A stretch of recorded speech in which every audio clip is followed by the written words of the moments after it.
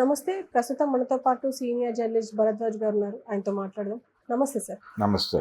Sir ఇప్పుడు ప్రస్తుతం ఒక ఇంటర్వ్యూలో చూసాను. ఏంటంటే కృష్ణ గారి పర్సనల్ మేకప్ మెన్ మాధవరావు గారు ఒక మాట అన్నారు. ఏంటంటే అప్పట్లో హీరోలు బాగా సంపాదించేవారు గానీ ఏదో ఒక బానిసత్వం దేనికో దానికి డబ్బులు ఎక్కువ ఖర్చు పెట్టేసి డబ్బుల్ని కాపాడుకునేవారు కాదు. ఇప్పుడు ఉన్న హీరోలు జాగ్రత్త పడుతున్నారు అని చెప్పేసి అన్నారు. ఎంతవరకు కరెక్ట్ అయ్యి ఉండొచ్చు? అంటే కెరియర్ మీద ఫోకస్ ఉండేది కాదు అనేది ఆ రోజుల్లో కొంత ఒక విమర్శ ఉండేది. అంటే దానికి కొంతమంది జీవితాలను చూపిస్తారు. మాధవరావు గారే మాట్లాడినట్టు మద్యానికి బానిస అవటం వలన హర్నాథ్ రాజు కెరియర్ నాశనమైంది అనేది ఒక ఉదాహరణగా చెప్తారు. ఆయన తాగి సెట్స్కి వచ్చేవాడు అని చెప్పి జమున గారు చాలా ఇంటర్వ్యూల్లో చెప్పారు. ఎందుకంటే ఆవిడ co-star. Harnath Jamuna hit pair ఆ రోజుల్లో. తర్వాత ఎస్విఆర్ మీద కూడా ఆ విమర్శ ఉండేది. ఆయన అంటే తాగి సెట్స్కి వస్తాడని కాదు, కానీ జనరల్గా ఆయన ఒక అంటే తాగటానికి కూర్చుంటే అది ఒక యజ్ఞంలాగా చేసేవాడు అనేది ఆయన మీద ఒక విమర్శ ఉండేది ఆ రోజుల్లో. అలాగే వీళ్ళకి ముందు తరం ఉంది. నాగయ్య గారు, అలాగే నారాయణరావు గారు, ఈ జనరేషన్ గాలి వెంకటేశ్వరరావు గారు, అది తెలుగు సినిమా ప్రారంభ హీరోలు వాళ్ళు కూడా. అంటే నాగయ్య గారు దాదాపు ₹1,00,000 రెమ్యూనరేషన్ తీసుకున్నాడు ఆ రోజుల్లో. ఏది ఎన్టీ రామారావు గారు 5,000 ఆ రేంజ్లో ఉన్న రోజుల్లోనే నాగయ్య గారు ₹1,00,000 తీసుకున్న సందర్భం ఉంది. పక్షిరాజా వారి బేదల పాటలు సినిమాకి. ఆయన చివరి క్షణాలు ఎలా జరిగినాయంటే, ఆయన చనిపోయినప్పుడు పరిస్థితి అందరూ వచ్చి దండలేసి వెళ్ళిపోయారు. బాడీ మూవ్ చేయట్లేదు. ఎంజీఆర్ ఉన్నాడు అక్కడ. ఎంజీఆర్ క్యాజువల్గా ఏంటి టైం తీసుకుంటున్నారు, ఏదైనా సమస్య అని అడిగాడు. వాళ్ళని అడిగించాడు. తనతో పాటు ఉన్నటువంటి ఒక ప్రొడ్యూసర్ని పంపించి అడిగిస్తే ఏదో ఫైనాన్షియల్ ప్రాబ్లం ఉన్నట్టుందండి అనేది వచ్చి చెప్పాడు అతను. అప్పుడు ఈయన డబ్బులు తెప్పించి ముందు పని మొదలు పెట్టండి అని చెప్పి అలా ఆయన అంత్యక్రియల ఖర్చులు ఎంజి రామచంద్రన్ పెట్టుకోవాల్సి వచ్చింది. అంత అంటే ఎంజీఆర్ కూడా అప్పటికి 5-6 వేలు తీసుకుంటున్న నటుడే, ఆయన ₹1,00,000 తీసుకున్న రోజుల్లో.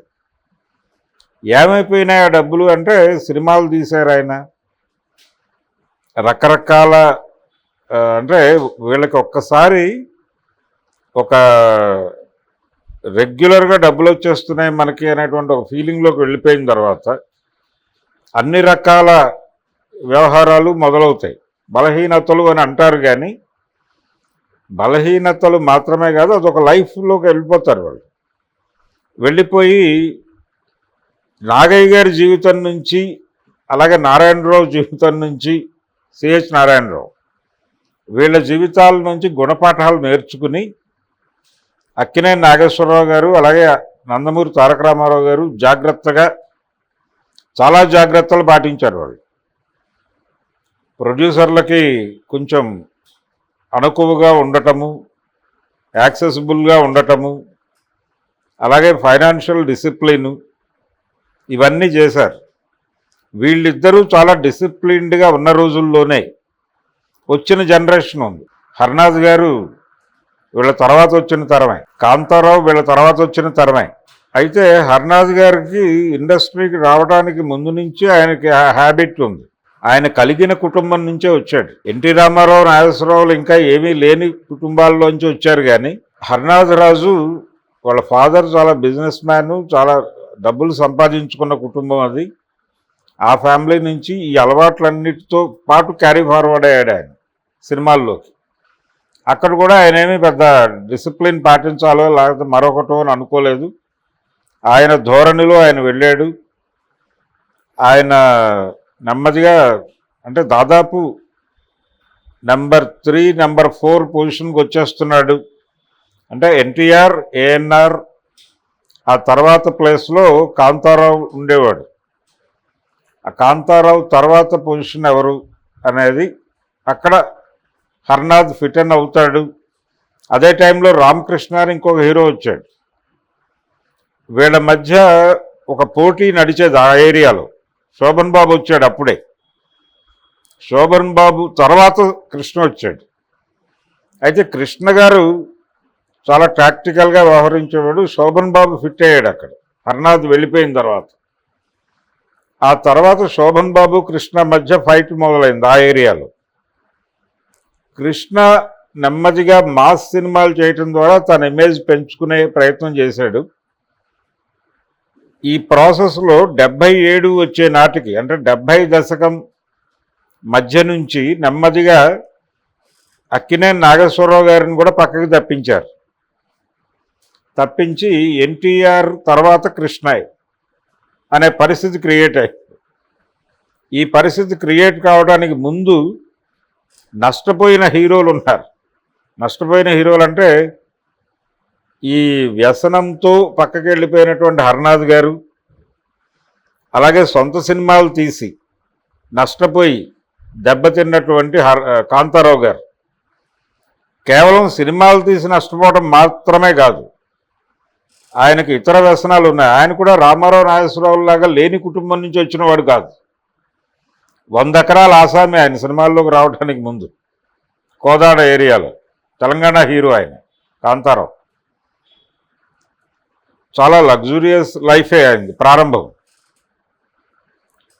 అలా ఆయన సొంత సినిమాలు తీసి ఖర్చు పెట్టుకోవడంతో పాటు ఇతర వ్యసనాలు ఉండేవి ఆయనకి. ఆ ఏరియాలో డబ్బులు విపరీతంగా ఖర్చు పెట్టాడు. ఈయన చెప్పిన వ్యసనాలు మాత్రమే కాదు, ఇంకా అదనపు వ్యసనాలు కూడా ఉండేవి ఆయనకి. ఇలా ఆయన డబ్బులు పోగొట్టుకొని ఫైనాన్షియల్గా చాలా ఇబ్బందులు పడి, అంటే ఇల్లు అమ్ముకుని, అసలు విచిత్రమైన పరిస్థితి ఏంటంటే ఇప్పుడు ఆ ఫ్యామిలీ కండిషన్ ఏంటంటే ఆయన రెండో కుమారుడు రాజా సుడిగుండాల సినిమాలు నాగేశ్వరరావు కొడుగ్గా నటించాడు. అతను బాలనటుడిగా చాలా పేరు వచ్చింది అతనికి. నాగార్జునకి చాలా సన్నిహిత మిత్రుడు కూడా. అతను ప్రభుత్వాలని మాకు ఎక్కడో చోట ఒక కొంటో సెంటో స్థలం ఇస్తే ఇల్లు కట్టుకుంటాం అని ప్రాధేయపడే పరిస్థితుల్లోకి వచ్చేసాడు ఆయన, కాంతారావు గారు అబ్బాయి. అంటే 100 ఎకరాల ఆసామిగా మొదలైన ప్రయాణం సినిమాల్లో 3rd ప్లేస్లోకి వచ్చాడు ఆయన. ఎన్టీఆర్కి ఆల్టర్నేటివ్గా, అంటే రామారావు గారు బిజీగా ఉంటే జానపద సినిమాలు కాంతారావుకి వెళ్ళిపోయేవి. ఒక దశలో ఆంధ్ర ఎంజీఆర్ అన్నారు ఆయన. జానపద సినిమాలు విపరీతంగా చేశాడు ఆయన. అటువంటి, అంటే రాజకుమారుడు అనే టైటిల్ ఉండేది ఆయనకి. అటువంటి కాంతారావు గారు ఎటువంటి కండిషన్లో క్లోజ్ అయ్యాడంటే, ఆయన చివరి రోజులు టీవీ సీరియల్స్లో చిన్న చిన్న వేషాలు అడిగేవాడు ఆయన, వెళ్ళి ఆఫీసులకు వెళ్ళి అడిగేవాడు. అలాగే సినిమాల్లో నిజం అనేటువంటి సినిమా, మహేష్ బాబు సినిమాలో విలన్ క్యారెక్టర్ చేశాడు ఆయన. ఆయన సొంత సినిమాలు తీసి ఆర్థికంగా చిక్కుకుపోతున్న దశలో కృష్ణ గారితో కమిట్ అయ్యాడు. పద్మాలయాలో ఏదో క్యారెక్టర్ ఇస్తాను మీకు అని ఆయనకి ఉన్నటువంటి కొన్ని ఫైనాన్షియల్ ప్రాబ్లమ్స్ ఈయన క్లియర్ చేశాడు. క్లియర్ చేసి నెమ్మదిగా దేవుడు చేసిన మనుషుల సినిమాలో ఎన్టీ రామారావు గారు ప్రధాన హీరో. ఆ సినిమాలో రామారావు గారు ఒక దొంగల ముఠాలో ఉంటాడు. ఆ దొంగల ముఠాలో ఆయనతో పాటు ఉండే గ్యాంగ్ ఉంటుంది. ఆ గ్యాంగ్లో కాంతారావు గారిని పెట్టాడు. అలా మొదలైంది పతనం. ఆ తర్వాత పాడి పంటల సినిమాలో అల్లూరి సీతారామరాజులో కూడా ఒక క్యారెక్టర్ చేశాడు కాంతారావు గారు. ఆ తర్వాత పాడి పంటల సినిమాలో కాలు కోల్పోయిన ఒక మిలిటరీ వాడి క్యారెక్టర్ చేయించారు. ఇలా ఆయన్ని నెమ్మదిగా హీరో ప్లేస్ నుంచి పక్కకి తప్పించారు. ఆయన కష్టాల రీత్యా పరిస్థితి ఎలా తయారైందంటే, ముత్యాల ముగ్గు సినిమాలో ఆయన ఒక ముసలి పాత్ర, శ్రీధర్ తండ్రి పాత్ర వేశాడు. చివరికి ఎన్టీఆర్కి కూడా తండ్రిగా నటించాల్సిన పరిస్థితి వచ్చింది ఆయన ఫైనల్గా. చివరికి మహేష్ బాబు సినిమాలో విలన్గా నటించాడు. ఆ తర్వాత చనిపోయాడు ఆయన.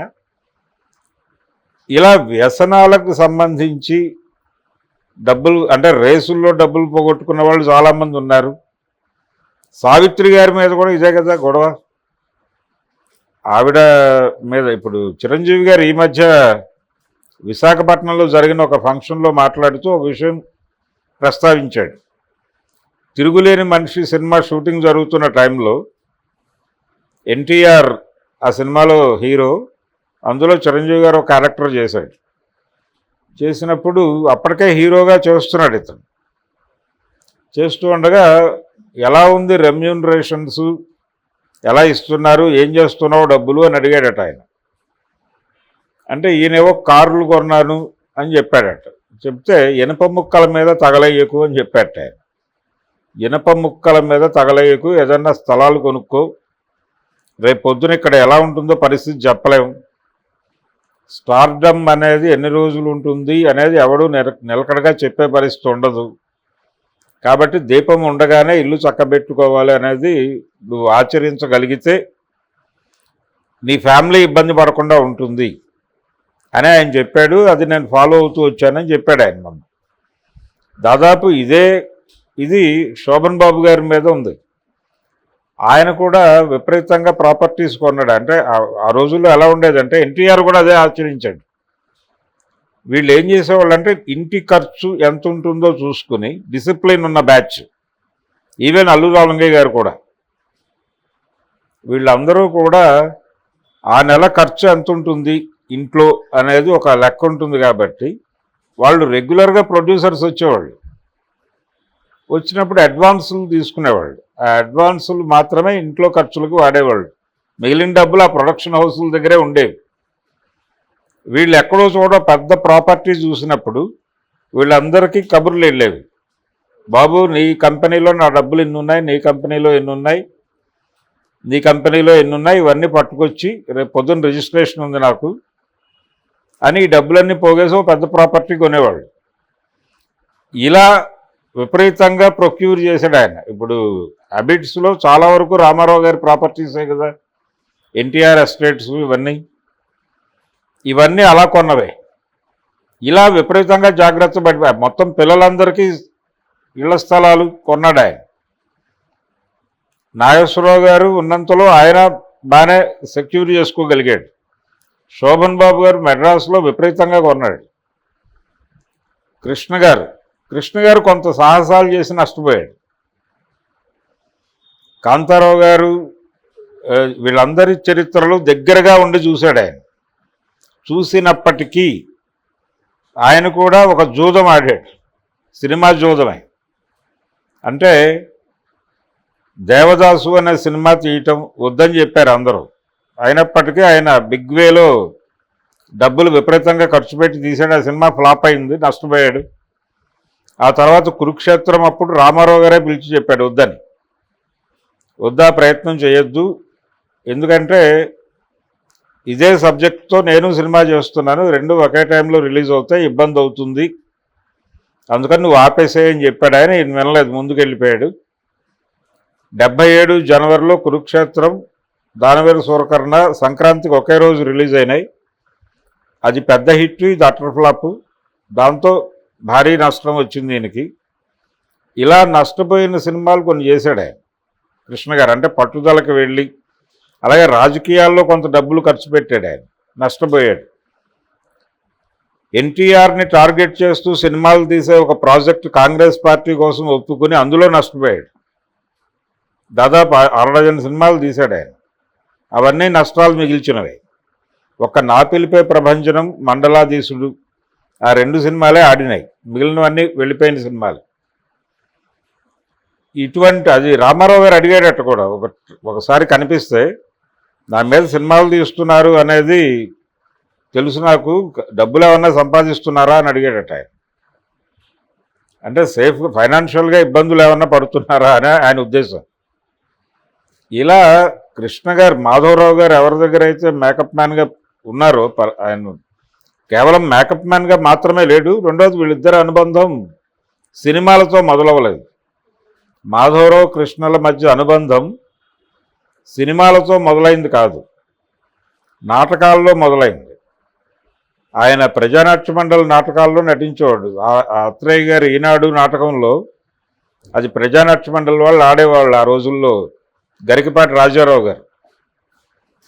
రాజారావు గారి దర్శకత్వంలో ఈనాడు అనే ఆత్రేయ గారి నాటకం ఆడుతున్నటువంటి రోజుల్లో అందులో క్యారెక్టర్ కృష్ణ గారు చేసేటప్పుడు మేకప్ మ్యాన్ అయిన మాధవరావు గారు కూడా రాజారావు గారి శిష్యుడే, జమున కూడా రాజారావు గారి శిష్యురాలే. వీళ్ళందరూ ఇండస్ట్రీలోకి ఆ టైంలో వచ్చిన అల్లు రామయ్య గారు కూడా రాజారావు గారి శిష్యుడే.